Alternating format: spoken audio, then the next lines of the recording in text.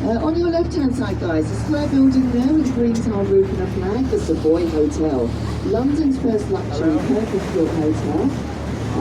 Also house their Savoy Theatre. It's a bit expensive, guys, £3,000. Well, minimum, with a minimum 3 nights stay, minimum, so £3,000 a night times 3. They've also got a festive afternoon tea for £105 there, apparently. Told you it was expensive. So guys, Waterloo Bridge, known as the Ladies' Bridge here in London.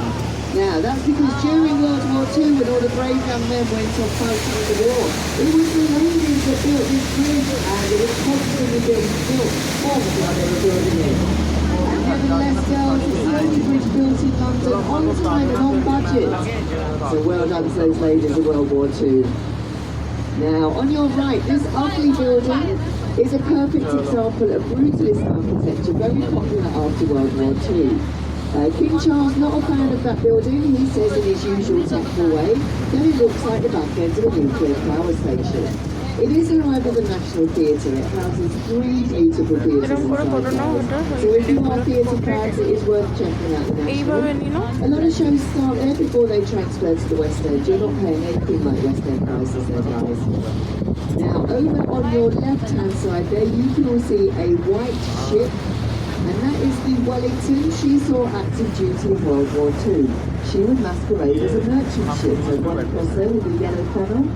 The German U-boats would surface. They didn't want to waste a torpedo on a merchant ship, so they left her alone. She then dropped her disguise, opened up her guns, and fired away at them. She's now a headquarters ship for master mariners, so that's only sea captains with 25 years service at sea. That's where they go and they meet up with their mates and work their dreams. Now back on the right-hand side to the area known as the South Bank. The River Thames is tidal, the tide's getting quite high here, but you can just see the top of our sandy beach. Yes, that is Ernie's Beach. It's quite a big beach, guys. Ernie spent 50 years working for the Coin Street community. They work very hard to keep this area of London affordable for working class Londoners. And also on your right-hand side here, guys, you've got the red brick building with the tower on the top. It says OXO, doesn't it? We call it the OXO Tower, but legally it says nothing at all, and that's because the River Thames is a royal highway and it's illegal to advertise. So OXO, the famous gravy and stock food company here in England, they moved into that building in the 1930s and got taken straight to court. They hired a very clever lawyer and he said it didn't say anything at all. Yeah, he said they randomly ordered 3 geometric shapes, they happened to arrive 2 noughts in the cross and they randomly put them up. Yeah, right. Okay, but the judge believed him, believe it or not, what a silly judge. It is said the judge never worked again though, guys. He became a bit of a laughing stock. So, OXO don't live there anymore, guys. It is home to the Harvey Nichols restaurant at the top. But thanks to Coin Street community, every apartment in there, guys, social affordable housing for the local residents of Lambeth and Southwark. Not much of that left on the river. Now get your cameras ready, guys, because there it is, forward and left. The world's second largest stone cathedral, St. Paul's, second only to St. Peter's in the Vatican. That was designed by St. Christopher Wren, completed in 1711. The 5th version of St. Paul's.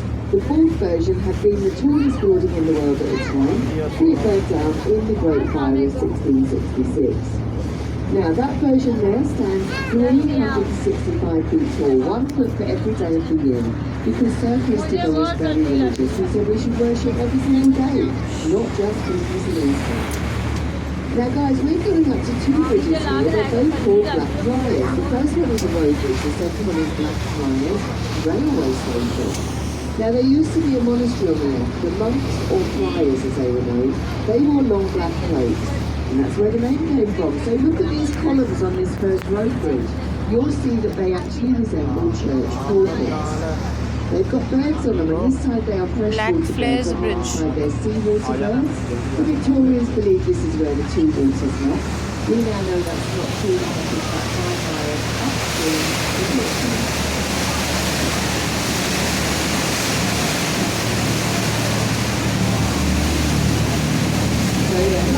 Railway station, the only railway station to span the width of the river, entrances on both sides, guys. Now you've got lots of empty seats up here, guys, so move around to different seats if you want different photo angles. So yeah, খুব সুন্দর লাগছে না বিল্ডিংগুলো এখান থেকে দেখো ক্যাথিড্রালটা To the Dover St Paul's rise. Now notice there are no tall buildings around the dome. They're all further down the river, all those funky skyscrapers, because we have an ancient law here in London that says the dome must be visible from 8 viewpoints across the city, and some of them really are quite far away. Now look at the City of London School there, the red brick building. You will see a glass atrium in the middle, and that was to put their